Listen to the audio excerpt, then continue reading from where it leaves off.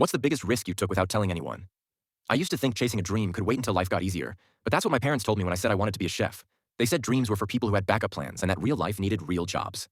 So I signed the paperwork for business school and tried to believe it would be enough. I convinced myself that someday, maybe after graduation, I could go back to it. But everything changed the day I passed the mall bulletin board on my way to the bus stop. A yellow flyer caught my eye. It was for an amateur cooking contest that weekend, no experience needed, and it was free to enter. At first I kept walking and told myself it was silly, that I wasn't even ready or had the time, but after a few steps I turned around and stood there staring at it. I realized something that scared me more than failing. I would hate myself if I never even tried. End.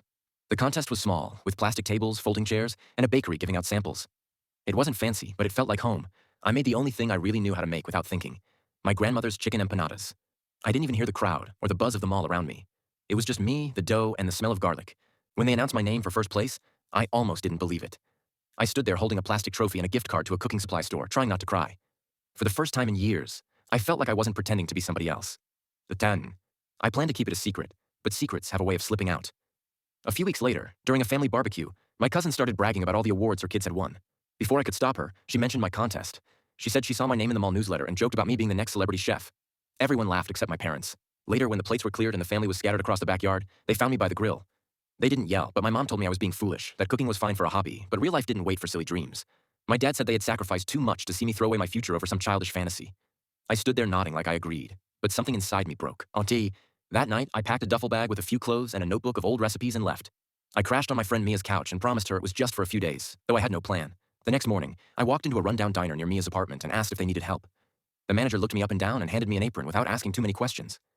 The pay was terrible, and the hours were worse, but I didn't care. I just needed to start. I worked the grill at night, scraped grease off pans, and cleaned the soda machines until my fingers ached. During the day, I saved every penny I could and signed up for a cheap community culinary class. It wasn't glamorous, and some days I wanted to quit, but every time I folded pastry dough or caramelized onions, I remembered why I left. Inhaled. One Thursday night, about 3 months after I started at the diner, a man came in just before closing. He sat at the counter, ordered coffee and a slice of pie, and stayed long after the other customers left. I didn't think much of it. I just cleaned the grill like usual. But before he left, he asked who made the pie. I told him it was me, half expecting him to complain. Instead, he said he owned a restaurant downtown, and my pie was better than most of the ones he paid professionals to bake. He asked if I ever thought about going to culinary school. I laughed and said, maybe in another life. He offered me a full scholarship. He said he liked helping people who remembered that food wasn't just food. It was heart. He said he saw it in the way I worked. The night before I left, I sat at Mia's kitchen table and wrote my parents a letter. I told them I loved them and understood why they wanted the best for me. But sometimes, the best thing you can do for someone is let them choose their own kind of hard life, even if it's not the life you imagined.